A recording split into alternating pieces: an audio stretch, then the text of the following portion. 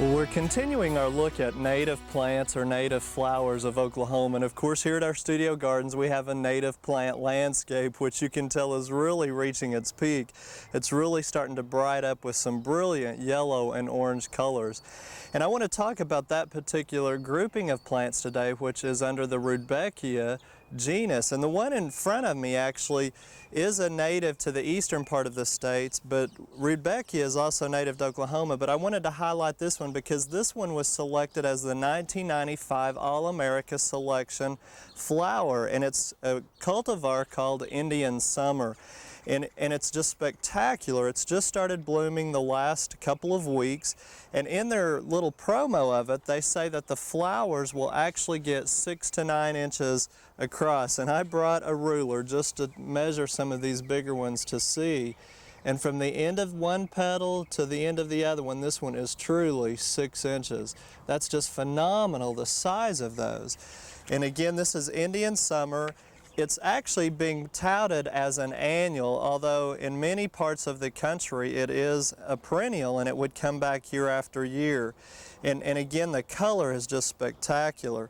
Now, Rudbeckia, again, like I mentioned, is also a native to Oklahoma, and Rudbeckia hirschia, or hirta, depending on how you want to pronounce that, is blooming just all across the roadsides in the state of Oklahoma, and it will say from June right up until the frost in many cases. Now, a common name that you may have heard it called is black-eyed Susan, but again, it's in the daisy family. It's yellow flowers.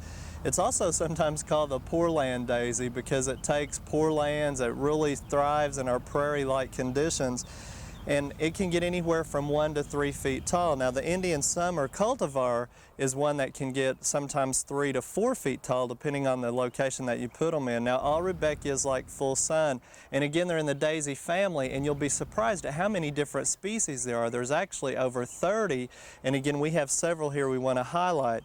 Now, the next one gets even taller.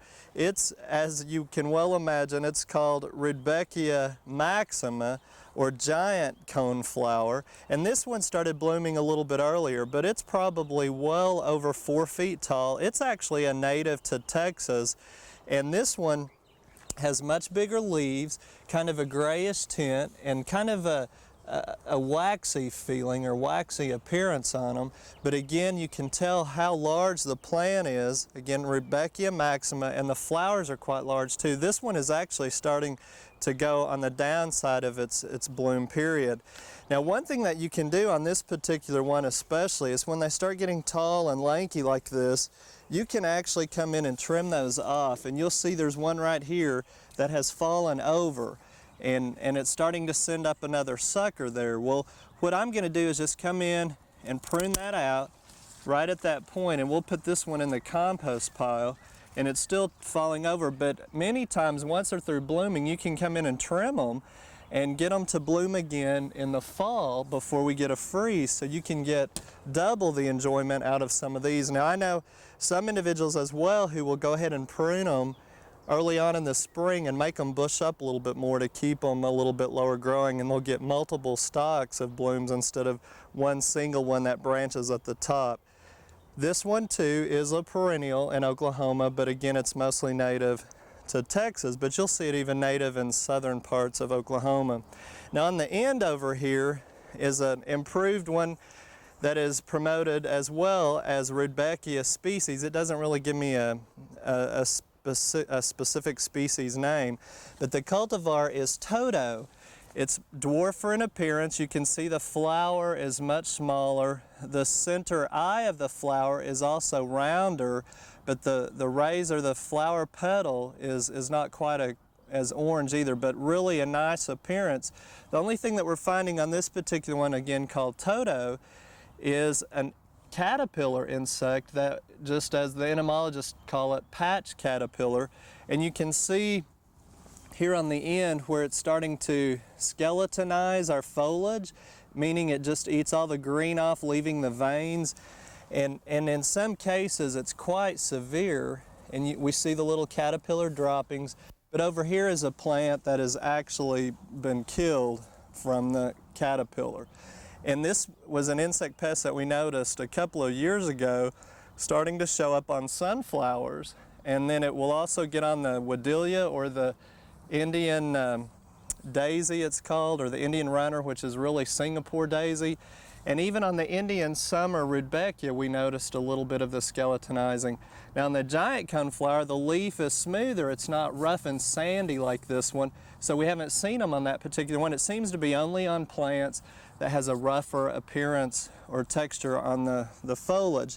Now sometimes the Rudbeckias, you'll hear them called coneflowers, and really that's probably not an accurate name, although the next one I want to show you in the perennial garden is called green wizard coneflower. It too is a Rudbeckia. It's Rudbeckia occidentalis. And the thing about this particular one is that it really just puts up the center eye, and it has green petioles. There's no color to it whatsoever. It's kind of one of those novelty type plants. It's really not that attractive. It definitely doesn't have any showy color, but again, it's the dark brownish eye with the green petioles, so they say that it's a green flower, which, you know, that's not very common. But again, that particular one is a cultivar called a green wizard. Now, true enough, there is another genus of plants called Echinacea that is referred to as the coneflower, and most of us refer to it as the purple coneflower because that's probably the most common one.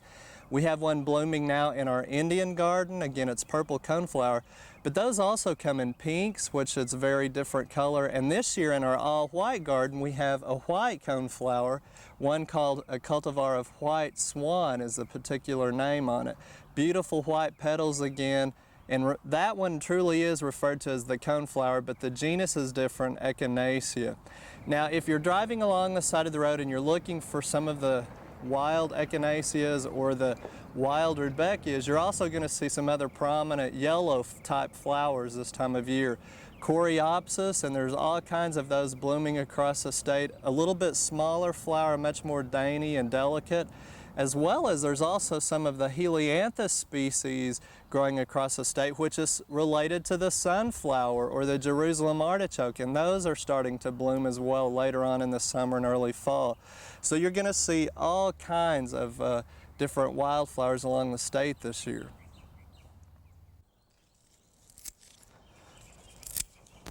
Well, we've been talking a lot about native plants or native flowers, and of course some of the improved hybrids or cultivars that originated from native plants here in Oklahoma.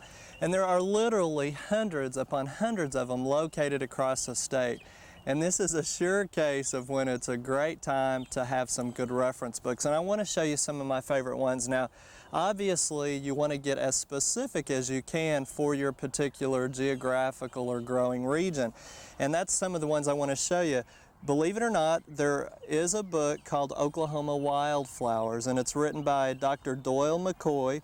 It's a great book. It's got not only colored photographs in it, but it gives you some nice introductions about some of them, genus, species, a little bit about where you'll find them.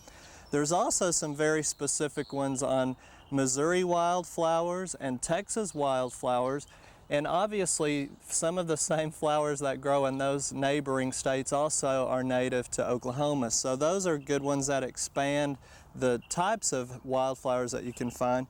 And of course there's always the generalized books that are more for the United States as a whole, and you have to know a little bit about it to start with to know if they're specific to our particular state.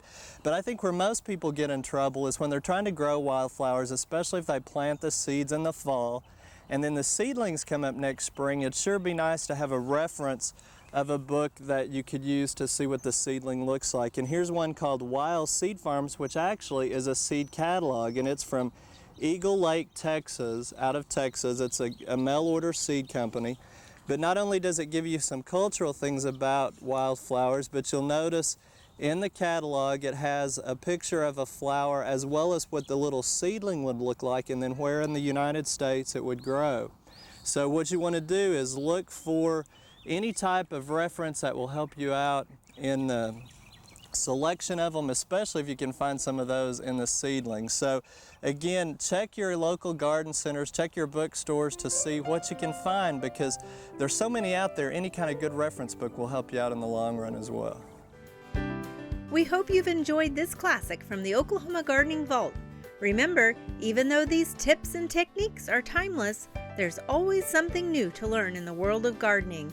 By subscribing to both Oklahoma Gardening and OK Gardening Classics, you'll have access to a wealth of gardening knowledge, both classic and contemporary.